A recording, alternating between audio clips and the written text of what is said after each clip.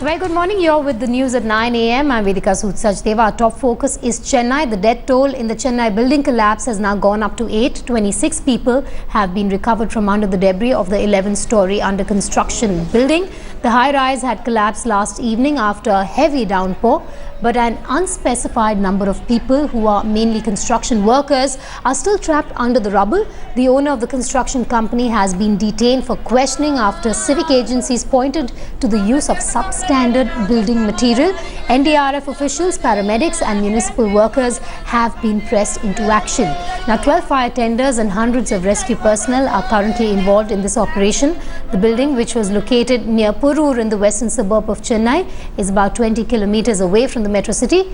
The city has been witnessing heavy rainfall for the past few weeks. Since most of the victims are workers from Andhra Pradesh, Chief Minister Chandrababu Naidu is in touch with authorities in Chennai, offering help in the rescue and relief operations. Shrisha Reddy now joins us live from that collapse site. Shrisha, many are still feared trapped under the debris as we speak. Well, that's right, Vedika. As I can I ask my camera person to pan in and show you the rescue operations are still on. The rescue operations have been on for the past 12 hours. The incident took place yesterday around 5:30, and but still now the officials are not able to assess the exact number of people who are working at this site, because also, you know, if as the visuals are flashing on a TV screen, that is the taller building, that was the size of the building that has come down yesterday after the heavy rains. One is that people who were also working on the other side of the building came here to take shelter as it was raining heavily, which is very unfortunate that even now we don't know the exact numbers. But what we do know is that about 26 people have been rescued, among which 8 of them have been declared dead and 18 of them have been admitted to the nearby hospitals. But and other services have been pressed into action. And yesterday the lighting conditions were ensured in order to carry out the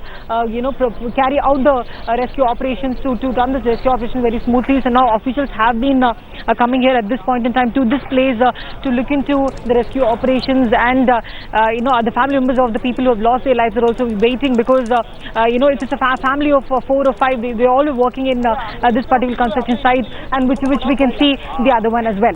Back to you. Also, Shrisha, have you heard of any irregularities or illegalities in granting the planned permission for the residential building?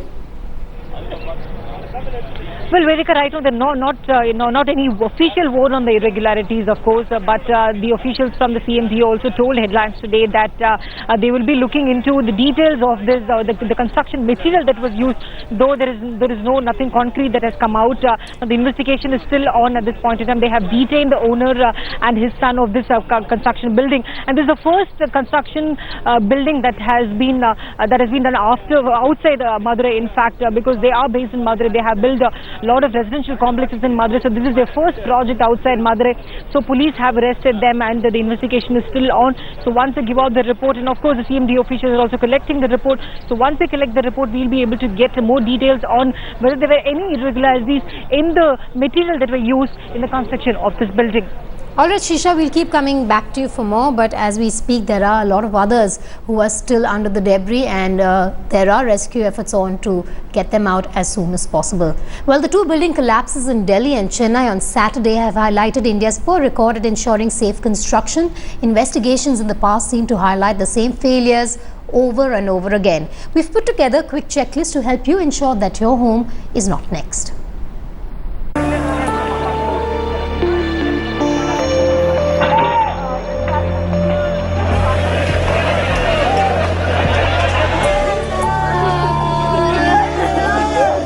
We've seen these scenes over and over and over.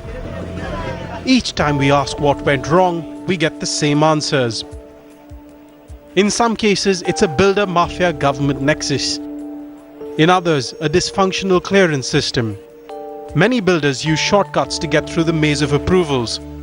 Others add extra floors illegally to reap higher profits. Some use substandard materials to save costs while compromising on safety. You could easily become the next victim of this unmitigated greed, but there are some things you can do to keep your family safe. Ensure that your building sticks to the original plan. Make sure that contractors cure the cement while constructing the building. Do spot checks to make sure construction materials are of high quality. Test the soil to make sure there's no waterlogging. ask the builder for proof that they've stuck to the proper regulatory process, and finally, demand to see original certificates for clearance from civic bodies.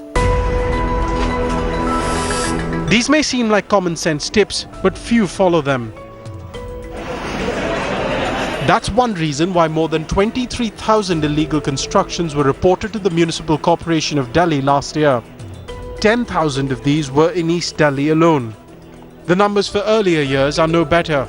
In 2012, 29,000 cases were reported.